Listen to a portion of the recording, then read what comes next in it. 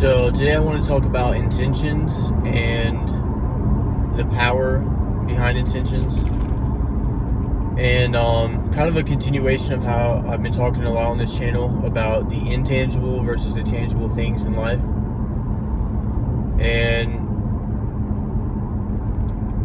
so look at it like this, right? If you want to change your life, usually the way people will think about that is like the tangible things. So like a strategy, including resources, people, connections, whatever. And even the timeline, like, okay, in what time frame is this going to happen? And it's all about balance. Like, you do need that to an extent. You don't want to completely like ignore that. But I believe that, say for example, if someone was working out and their only intention was the physical, then that'll completely be a different endeavor than someone who is exercising and their intentions are that every ounce of suffering and every ounce of energy that they give in the workout is for the purpose of refining their soul, or for the purpose of changing who they are, like on the level of their personality, forging themselves. And I actually believe that your intentions will impact the outcome. So when I talk on this channel about how people's eyes change, so when someone's doing a lot of inner work and their eyes look different, I'm not sure if that'll happen if you're just doing the work with surface level intentions.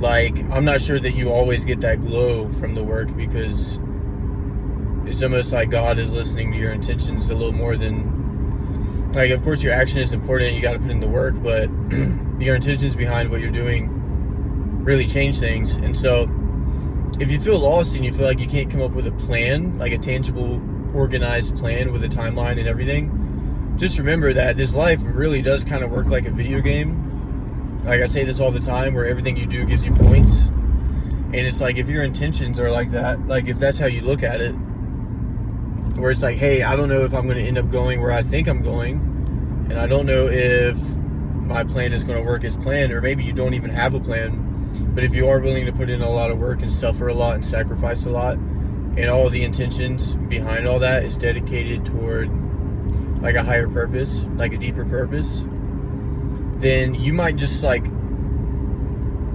it's almost like you stumble your way into success. And a lot of people will see it as like stumbling and like, oh, like almost like lucky. But you know, it wasn't luck. Like you suffered for it. People just won't understand. But sometimes in life, like, you can't come up with a plan. And so if you can put a lot of stock into your intentions, like really invest into your intentions behind every single thing you do. Like, imagine if everything you did had spiritual intentions behind it. So every time that you brush your teeth, take a shower, go to work, work out, you know, write, make music, whatever. Like, imagine you're a musician, you're sitting there making music, and you really don't even care if you make the song. It's just that you're putting in time. Like in The War of Art by Steven Pressfield, his episodes with Joe Rogan are very good. I recommend them. And his podcast in general, I mean, when he goes on people's podcasts, it's great. Steven Pressfield, he talks a lot about the muse. So he says that the muse is like watching, and like to him, like the muse is like this spiritual being that's like somewhere out there and you can't see her, and she's watching. And it's like, say if you're a writer and you just write every day and you keep writing every day, and everything you write is like terrible, but you're just practicing, you're becoming a better writer. It's not about like publishing the book. Well, it's like eventually the muse is going to see you and be like, you know what, this guy has shown up every day for so long. And Pressfield says that what the muse will do is it'll put ideas in your head that are like genius ideas that you can use to write a really good book. but that you earned it through just doing what you could and just writing what you could. And whether it's working out or whatever, if you can really do some deep work where you suffer a lot, like I hate to make it so much about suffering. I'm not trying to be like a masochist about it or be dark about it, but that's kind of how I measure it, is like suffering. It's like if you can just put in a certain amount of work and all of it is dedicated to just the general idea of becoming better, it counts, and it'll go into that well where you can store all of your deposits. And when the muse visits you, that's like a withdrawal. And so with that being said, like, you can do this completely alone, which is actually great, because then nobody can influence it. And if nobody can influence it, then like your ship sails either way, because then it's like, I don't need your permission to leave port. This ship is just going to sail because I built this thing. And when people in like the world online of like social dynamics, and like you hear red pill guys talk a lot about this concept of frame, let me know in the comments if y'all have heard about frame, because it really was interesting to me when I came across this idea in like 2019 or something. I was in a place in my life where my frame was very weak, but I didn't understand that. And for me, the way I look at frame, because I'm not like a red pill guy or something, I have my own way of looking at it. I see frame as that well where you store all your deposits. And if you have put in enough work with those intentions, like if that's what you're imagining the whole time, that you're making deposits and that was your intentions, then your frame is being built. And once your frame is strong enough and vast enough, you can walk around and like what I was saying about people not being able to influence you. It's like if your frame becomes strong enough, it's like you're in your world. Like we're all in a book, but you've written so much stuff on your page that like you can just have symbiotic relationships with people, but you don't need to spill over into someone else's page, you know, because you've written so much stuff in your page. And it's almost like life is like this moving tunnel, because the present is always pushing into the future. So it's like your life is a tunnel and it's constantly traveling, like, and as you're traveling down this tunnel, all of your actions, thoughts, and intentions paint the walls. And if you've been on a good path long enough, like you actually take a lot of enjoyment in turning back and looking down the tunnel, looking down the past and being like, oh my God, look at what I did. Like, I didn't quit. Like, I kept putting in work. And maybe like today is day one for you. And hey, if that's the case, beautiful. I'm so happy for you. Don't be discouraged, because it's actually beautiful. Sometimes I wish, as much as it's weird, like sometimes I wish I could go back to my rock bottom, because it's been such a magical like journey so far. But the way I feel now is like I turn around and I look down my tunnel from where I've came, and I'm like, oh my God, dude, from 2020, like 2020 was when I started getting my life together, and it feels like along the way I kept thinking that I was backsliding. Like I kept thinking that I was like 2 steps forward, 10 steps back, 2 steps forward, 10 steps. That's how it felt. But now I understand it just felt like that because I was pushing out of my comfort zone. Like, guys, if you feel like that, it's probably, if you're like actually putting the work and you feel like a failure, it's because you're pushing out of your comfort zone. And when you're pushing out of your comfort zone, you are uncomfortable. And that discomfort can sometimes feel like you're failing, but it's not. It's just that you're pushing yourself, and you probably hold yourself to a higher standard.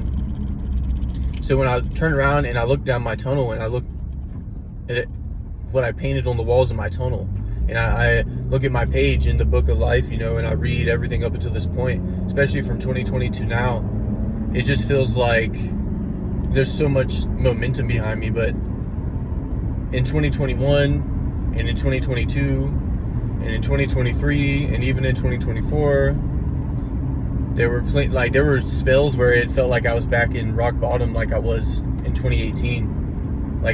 Sometimes I felt that energy from like the 2018 Mikkel, and I was like, oh my god, I'm not even making progress. But that wasn't the case. Now I look back on it, I see clearly I never stopped. And I just want you guys to realize, like, all that matters is that you never stop. Like, you don't need the perfect plan, you don't need the tangible things on your side, you don't need people to believe in you.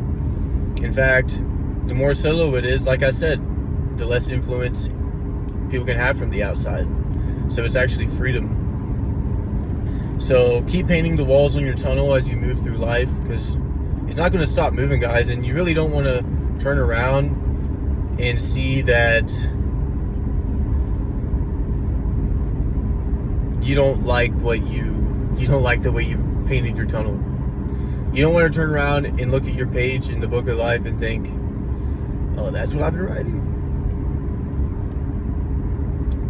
And guess what? If you are going down the wrong path,